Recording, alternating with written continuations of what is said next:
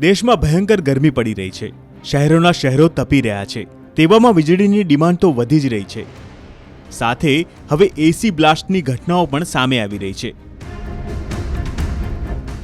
નોઈડા અને ગાઝિયાબાદની આ બે ઘટના છે જ્યાં એસીમાં વિસ્ફોટ થયો અને આગે વિકરાળ સ્વરૂપ ધારણ કરી લીધું. નોઈડામાં એક બિલ્ડિંગના 17મા માળે ભીષણ આગ લાગી ગઈ. આગની જ્વાળાઓ દૂર દૂર સુધી જોઈ શકાય છે. નોઈડાના સેક્ટર 19ની અલ્ડિકો ફ્લેટમાં શોર્ટ સર્કિટના કારણે એસીમાં આગ લાગી, જેના કારણે ભાગદોડ મચી ગઈ.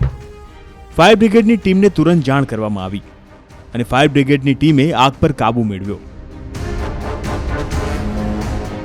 સદનસીબે આ દુર્ઘટનામાં કોઈ જાનહાનિ નથી થઈ.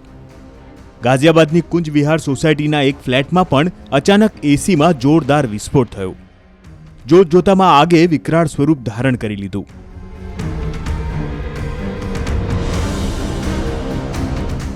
આગની ઝપેટમાં આખો ફ્લેટ આવી ગયો.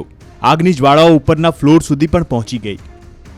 આગે ત્યાં પણ તાંડવ મચાવ્યું.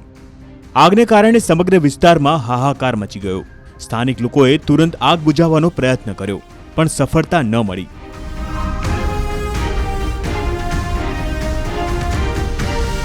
ફાયર બ્રિગેડને જાણ કરવામાં આવી અને ભારે જહેમત બાદ આગ પર કાબૂ મેળવાયો.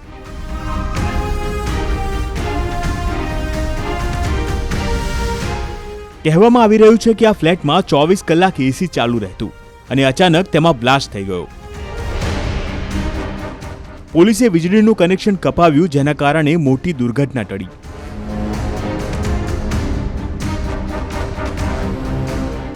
કાસગંજમાં પણ આગ લાગવાની ઘટના બની છે. અહીં એક જ્વેલર્સમાં એસી ફાટવાથી આગ લાગી, જેના કારણે દુકાનના બીજા માળે વિકરાળ આગ લાગી.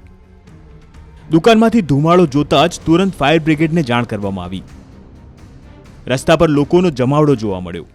ફાયર બ્રિગેડે આખા વિસ્તારને ક્લિયર કરાવ્યો અને આગ પર કાબૂ મેળવ્યો.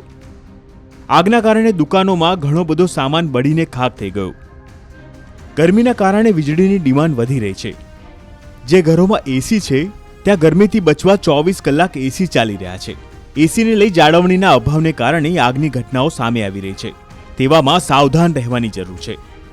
ઘરમાં લાગેલા એસીની સમયસર સર્વિસ જરૂરી છે, નહીતર એસીમાં આગ લાગી શકે છે કે પછી બ્લાસ્ટ થઈ શકે છે. એટલે કોઈ મોટી દુર્ઘટના ન ઘટે તે માટે એસીની જાળવણી જરૂરી છે.